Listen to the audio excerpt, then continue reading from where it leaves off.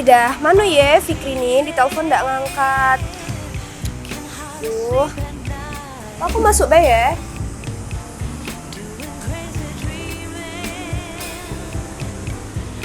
Nah, baru nyampe. Iya, kok di telepon nggak ngangkat? Iya, aku dari tadi sudah nyampe. Sama siapa tadi? Diantar. Dewean, nak gawe petugas kuliah. Oh, mana? Tidak bawa laptop? Bawa minjem aja. Nah, inilah. Untung kita datang ke sini. Ini tempat belum pernah kan ke sini? Belum. Ini tempat sebenarnya tergolong senior juga sudah di Palembang. Lama berarti ya, tapi aku udah tejingo Iya, karena ini tempat yang menurut aku paling nyaman Sabrina. Oh iya. Karena tempatnya syahdu, dingin, makanan minumannya lemah. Nah, tapi sebelum kita masuk ke dalam, kita jangan lupa sapa dulu. Ini apa kabar pemirsa? Wah, jadi ini Sabrina, program Ngapoma itu, ini program yang sudah lama, program lama tak syuting.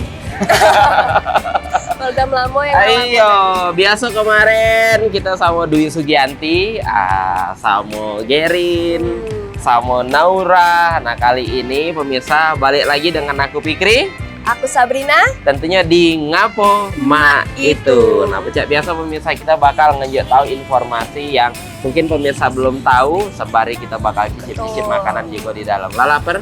Ya lapar. Kita masuk kali ya. Kita masuk dalam pemirsa.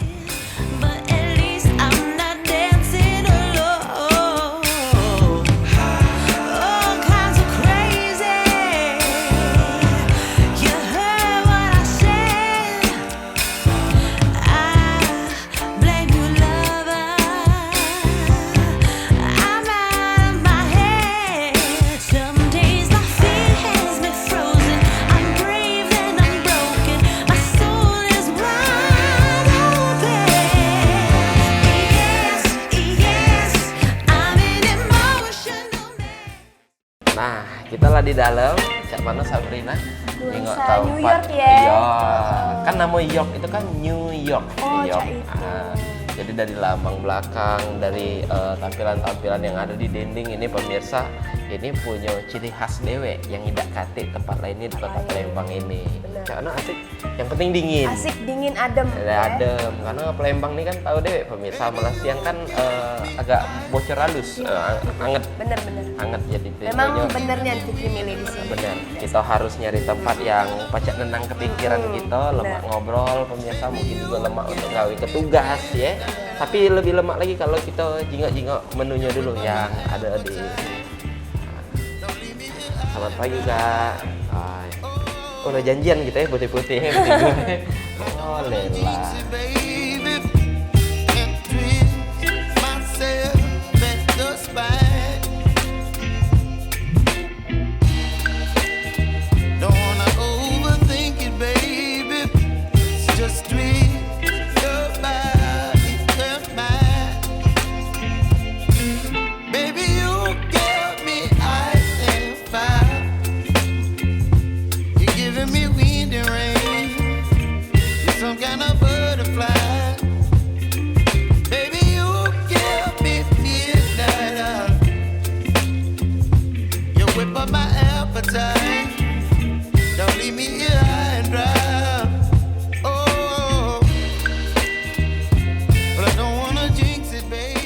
Jadi memang lidah kita nih lain Sabrina, ya. Mana aku tadi mesen nasi, Sabrina mesen steak. Iyalah, aku nih yang penting nak dimanapun ngopi Sabrina. Sama makan nasi ya. Nah, harus makan nasi, apalagi lah siang mak ini. Wong Palembangnya. Bener. Jadi kira-kira nak duduk di lantai 1, nak naik ke lantai 2, lantai 3? Penasaran lantai 2 sih. Boleh. Iya. Pokoknya kita coba di lantai 2 ya. Iya. Tapi ini ada berapa lantai sih Fikri? 3 lantai. 3. Tapi ya, mana aku bikin tempat, nah bikin 40 lantai. Wah gitu. Kalau roboh, udah pacak lah. Bangunan tuh kan ada maksimalnya. Tidak pacak nak ladas-ladas 40-50 lantai. Nggak tahu ya, caknya tapi emang di Jakarta di mana-mana ada Pak. Iya, ada kan. Yang puluhan lantai. Tapi ada juga ngomong gedung tuh ada batasan tidak pajak tinggi-tinggi, tergantung dari tanahnya apapun itu banyak yang diperhitung katanya. Nah, bingung kan? Iya. Nah, mungkin juga pemirsa bingung kira-kira kalau kita mendiri kebangunan ini maksimal pajaknya berapa lantai ini. Nah, kita bakal ada cuplikan pemirsa, langsung baik kita juga informasi yang sama-sama di Ngapo Ma itu. Tiap tahunnya kita selalu mendengar kabar bahwa selalu ada bangunan super tinggi baru yang mengalahkan bangunan super tinggi yang lama. Meskipun ukurannya sama-sama super, tetapi apakah suatu saat kita akan berhenti? Apakah ada batas seberapa tinggi suatu bangunan bisa dibangun? Meskipun belum ada angka pasti, tetapi menurut perhitungan seorang ahli, bangunan tertinggi yang bisa kita buat tingginya adalah 1 meter lebih tinggi daripada Gunung Everest. Itu pun bentuknya tak akan seperti yang umumnya kita bayangkan. Tentunya itu karena banyaknya tantangan yang harus kita hadapi untuk mendirikan bangunan super tinggi tersebut. Salah satu tantangan tersebut adalah angin. Angin sepoi nikmat yang kita rasakan di bawah bisa terasa sangat kencang di atas sana. Tentunya ini bisa berakibat sangat buruk. Oleh karena itu, seperti layaknya pohon, bangunan super tinggi juga dapat berayun ketika diterjang angin kencang. Itu menjadi alasan kenapa bangunan super tinggi harus dibuat dengan fondasi yang sangat kuat dan juga struktur inti yang sangat-sangat kuat sehingga mampu menahan terjangan angin yang kencang. Tantangan lainnya adalah elevator. Karena tanpa elevator, percuma saja kita mendirikan bangunan super tinggi karena tangga bukanlah menjadi pilihan di bangunan yang memiliki 150 lantai.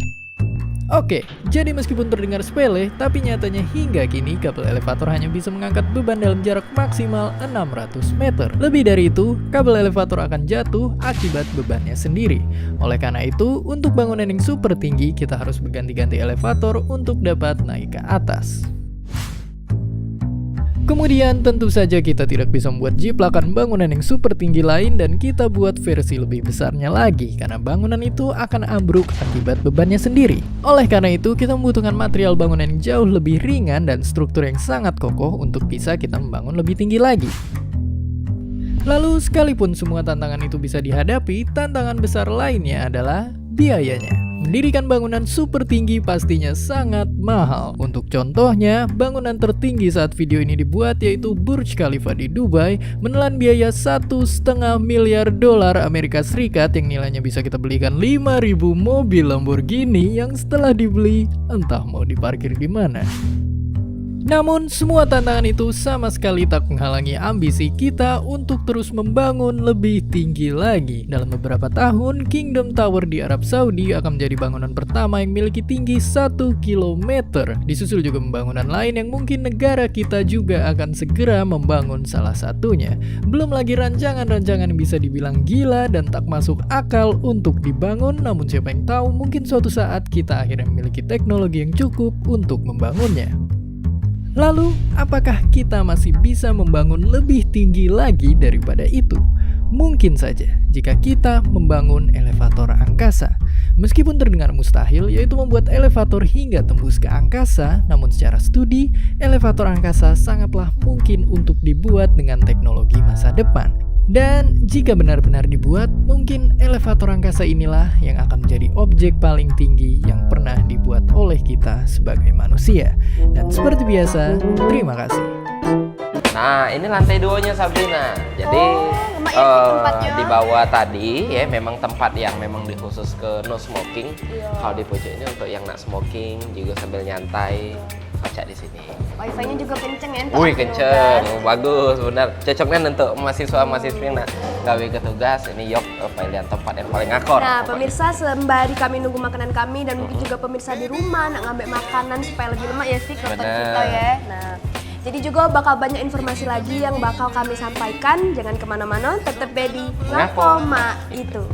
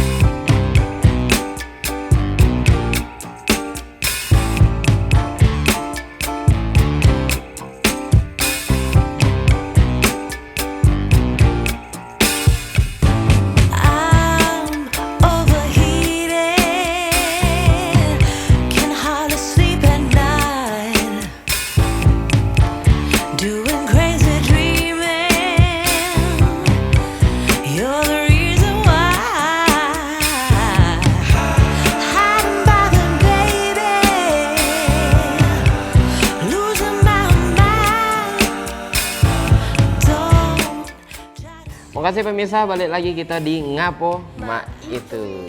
Nah, jadi kita lah di lantai 2. Ini Sabrina di York Cafe. Tentunya ini cafe yang luar biasa karena punya tempat yang nyaman, ya, menu yang lengkap, wifi yang kenceng. Nah, Itu yang paling penting ya. itu yang paling penting. Jadi tadi kita sudah nyingok pemirsa, ada cuplikan tentang batasan maksimal untuk diri kebangunan, ya. Jadi balik-balik lagi batasan maksimal ini Sabrina.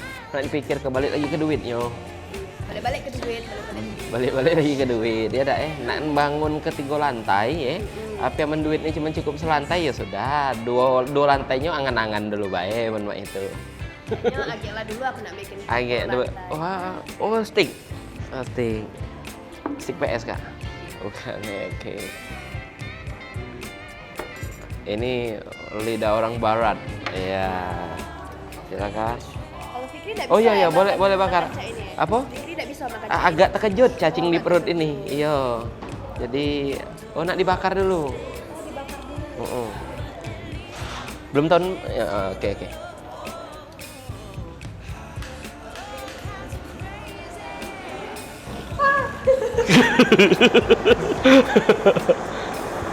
Oke, jadi ini tadi namanya Filetto della Casa. Jadi pemirsa, ini salah satu menu unik yang ada di York Cafe, di mana ada steak yang membuat salah satu kawan kita jantungan. Iya. Kalau di keju. Temen di GTA Kak pecah jetpack ini. GTA PS2 kayaknya. Ya Kak, ngeri aku Kak. Lagi? Cukup? Udah, oke. Mau kasih Kak. Makanan aku Kak, jangan lupa ya. Lagi ini bayang makan. Namanya Filetto della Casa. Della Casa. Oh, iya. Jadi cukup buat ini jantung berdebar-debar. Ya, lumayan ya. Lumayan Ada ya. atraksinya. Dagingnya betul kejut tadi agak bergeser. Nah. Es kopi York. Oh, kita ngopi. Kalau strawberry mojito. Oke.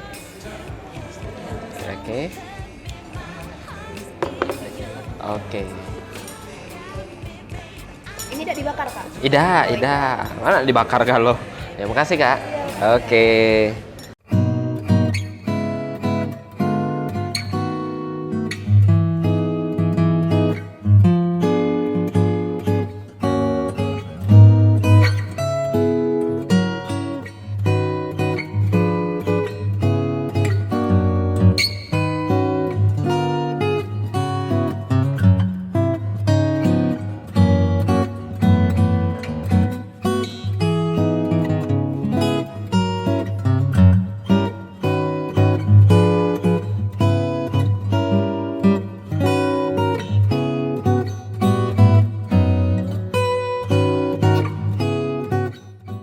Nah pemirsa, kita sudah ada 2 kok makanan ya, kan lidah kami ini lain deh.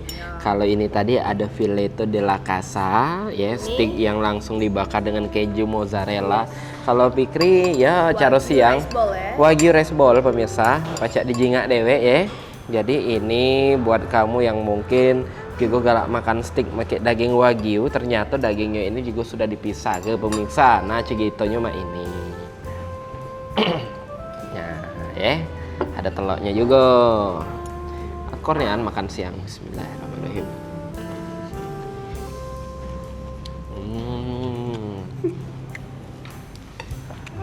Cak ladak makan 2 tahun Sabrina. Terakhir makan Ngapo Mak Itu 2 tahun lalu. Oh, habis itu tidak makan lagi. Tidak makan lagi. Memang makannya gara-gara ini baik. Ada telur juga. Jadi pemirsa, memang ini wagyu dagingnya lembut ya, pakai apa tuh?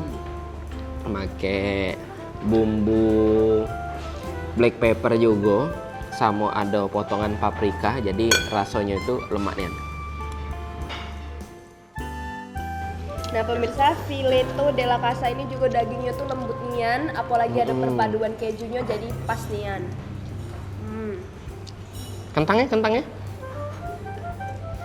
Ada kentangnya juga, ada saladnya juga.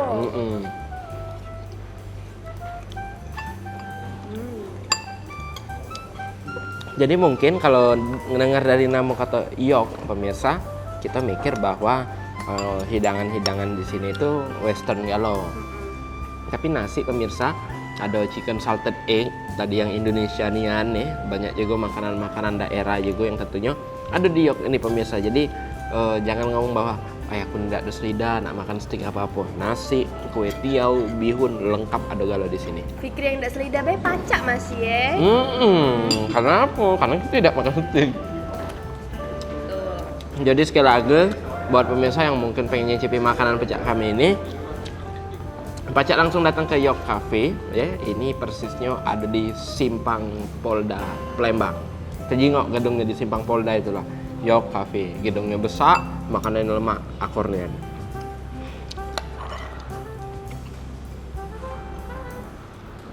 Kalau untuk minumnya pemirsa, jadi di sini nih terkenal dengan banyaknya macam-macam kopi yang ada. Tapi ini salah satu kopi yang paling recommended di sini karena ini signature dari Yok Cafe. Itu ada es kopi Yok. Kita cicip dulu, mana nih rasanya es kopi Yok ini.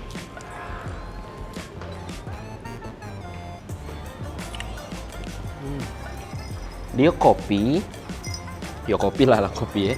Dia kopi ada campuran susu sama gula aren. Nah, jadi mungkin banyak yang pecinta kopi tapi tidak senang dengan kopi yang strong ya.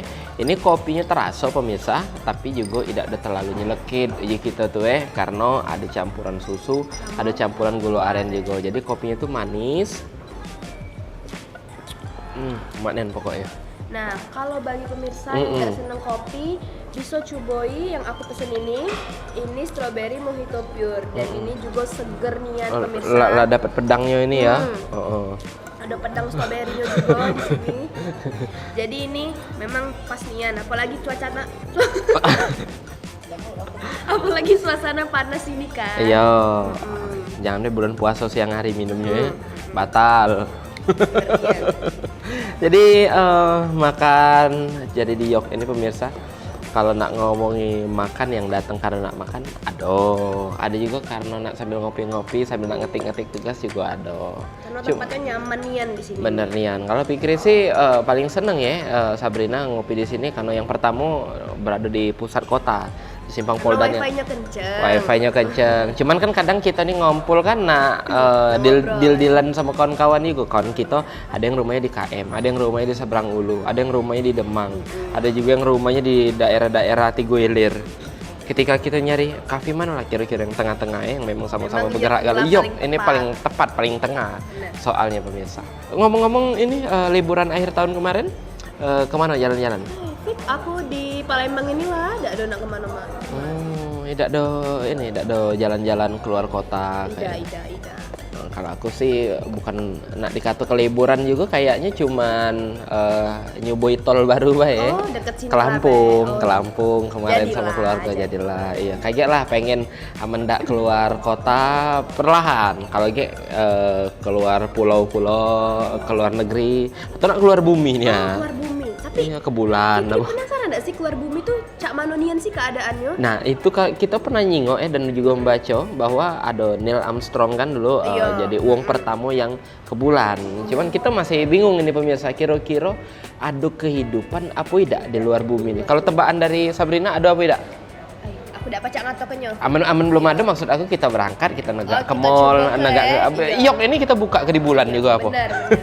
Jangan nanggung-nanggung ya. Bener, iya. Pemirsa juga mungkin bingung dan juga kepo, kira-kira ada tak kehidupan di luar bumi? Kita juga sama-sama pemirsa cuplikannya di Ngapo itu. Alam semesta kita ini seperti tak terhingga.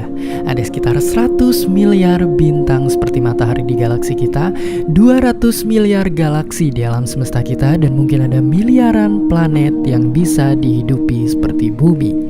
Jika alam semesta kita ini penuh dengan kehidupan, kenapa sejauh ini kita belum bertemu dengan mereka? Bukankah harusnya angkasa dipenuhi oleh kehidupan lain dan setidaknya kita sudah bertemu salah satu dari mereka sekarang? Di mana mereka semua? Ini disebut sebagai Fermi Paradox. Faktanya, sejak 40 tahun lalu kita sudah mengirimkan sinyal radio ke ruang angkasa dengan harapan sinyal itu dijawab oleh sesuatu di luar sana. Tapi nyatanya belum ada siapapun yang menjawab. Jadi mungkin ini adalah jawaban-jawaban kenapa kita belum menemui kehidupan lain sejauh ini. Alasan kenapa kita belum juga menemukan kehidupan lain mungkin saja karena alam semesta kita terlalu luas. Mungkin mereka semua ada di sana, namun kita tak dapat saling berkomunikasi karena jarak yang sangat jauh di antara kita. Sekalipun kita berhasil membuat kapal luar angkasa secepat cahaya, kapal tersebut membutuhkan sekitar 4.000 tahun dari bumi ke bintang terdekat dari tata surya kita.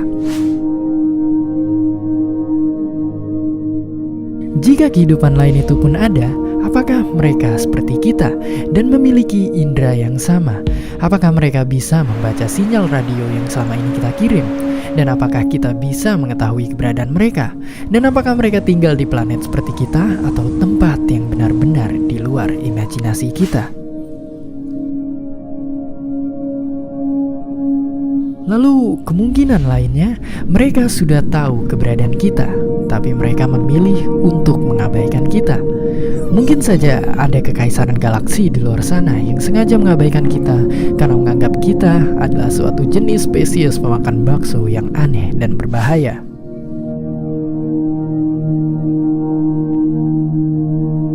Mungkin ada jutaan kehidupan di luar sana, namun sosoknya tak seperti yang kita bayangkan. Mungkin mereka hanya berbentuk mikroorganisme yang hanya peduli dengan lingkungannya dan tak memiliki kecerdasan seperti kita.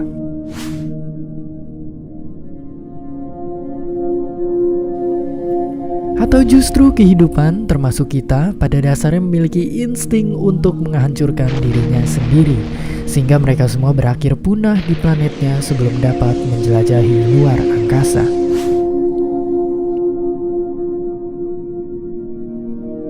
Atau mungkin ada alien penguasa di luar sana yang menghancurkan peradaban alien-alien lainnya sehingga membuat galaksi kita kosong. Jika benar, maka kita tinggal menunggu giliran saja sebelum disantap oleh alien penguasa tersebut.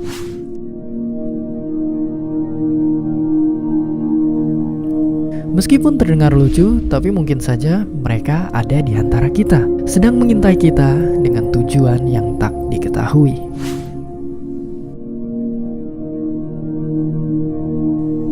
Atau mungkin kehidupan di alam semesta sendiri sangatlah langka. Mungkin dibutuhkan kondisi yang sangat khusus agar kehidupan dapat bermula di suatu tempat. Atau mungkin kita belum bertemu kehidupan lain karena kita adalah kehidupan yang pertama. Mungkin kita benar-benar sendirian di galaksi ini, atau bahkan alam semesta kita ini. Selama ini kita hanya mencari sesuatu yang tak pernah ada. Ya, mungkin terdengar mengerikan, tetapi ini juga adalah kemungkinan jawaban dari Fermi Paradox. Jadi pertanyaan ini seakan menyadarkan kita bahwa masih banyaknya hal yang tak kita ketahui di alam semesta ini. Mungkin sudah terlalu lama kita fokus di sini, dan mungkin sekarang sudah saatnya kita berkolaborasi untuk hal-hal yang jauh lebih besar di luar sana. Dan seperti biasa, terima kasih.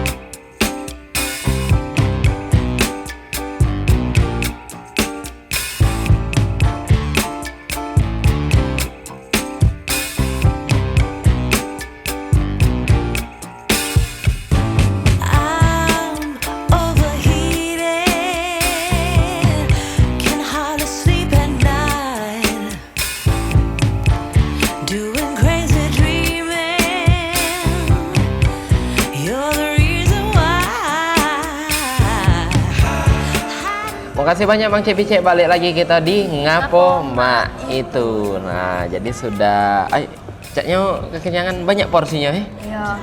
Lah menges ya nih. Ini menges sudah. Asli. Masuk lagi. Ini keren nian pemirsa. Jadi makanannya lemak, porsinya banyak. Wong Palembang nian pokoknya yang hobi makan di sini ya. Cocok nih di sini. Cocok nian. Juga di sini pemirsa, York Cafe ini punya beberapa fasilitas, pecah wifi yang kenceng, terus juga ada printer yang disediakan secara gratis buat kamu yang mungkin pengen ngeprint tugas dan lain-lain sebagainya. Mereka tidak ada mempersulit kamu. Mungkin ya pikir tunggu bentar ya, aku nak nyebrang dulu, nak nyari tempat printer dulu. Tidak ada pecah itu. Jadi sudah banyak fasilitas-fasilitas yang disediakan. Habis itu di bawah tuh juga ada butik loh. Ada butik. Nyok baju di bawah kayak. Lagi lah. Boleh. Oke. Jadi pemirsa, tentunya ketika lah sudah makan ini bawa anak ngantuk, Mbak ya. Makanya musuhnya minum kopi nih. Bener. Iya. Jadi tadi juga sudah bener nih. Tadi juga kita sudah nyingok salah si kok cuplikan Sabrina ya, bahwa ada tentang kehidupan di luar bumi tadi. Jadi tapi kalau nak ngomongin tentang mak itu caknya masih pengen liburan di bumi bae lah. Iya. Ajak dulu Pengen ke Bali. Kemana lagi lah kira-kira? Ke Lombok. Lombok, Labuan Bajo. Raja Ampat. Pengen diving? Pengen. Jadi banyak kehidupan di bawah laut. Ada iwak. Nah, kalau di bawah laut percaya banyak kehidupan memang. Banyak kehidupan ya. Ada terumbu karang, ikan-ikan juga. Ada kabel. Ay, ada Ifik. Kabel. Kabel Bener. apa? Tak tahu kan? Ya. Jadi dari salah kok sumber yang aku baca nih pemirsa ya, di bawah laut itu katanya ada kabel panjang yang panjangnya itu sekali putaran dari bumi ke bulan. Oh panjangnya berjuta kilometer. Yo, itulah katanya yang buat nyambung dari negara ke negara lain. Nah, pecah kalau kita nyingok di luar jalan ini Sabrina, ya kalau nak ngomongin kabel telepon apa tidak mungkin lah sedunia ini tersambung gara-gara kabel sedikit ini. Bener pula Bener pula. Jadi memang ada kabel pemirsa yang katanya panjangnya itu jutaan kilometer dan ada di bawah laut. Nah, tidak tahu laut mana tapi. Tidak tahu laut mana. Makanya kita bakal nyingok ini pemirsa, ada video edukasi yang bakal ngejak tahu kira-kira di laut mana, panjangnya berapa dan fungsinya apa pemirsa, kira-kira kabel panjang yang ada di dasar laut ini. Kita bakal nyingok pemirsa informasi secara lengkapnya di Ngapo Ma itu Siko ini. Mungkin kita sering lihat yang listrik yang kabelnya super ruwet dan belibet ngalahin headset yang seminggu di kantong. Walaupun bikin pusing, nyatanya masih ada kabel di bumi yang jumlahnya jauh lebih banyak dari yang bisa kita lihat. Kalau gitu, di mana mereka sembunyi? Jawabannya, di bawah laut.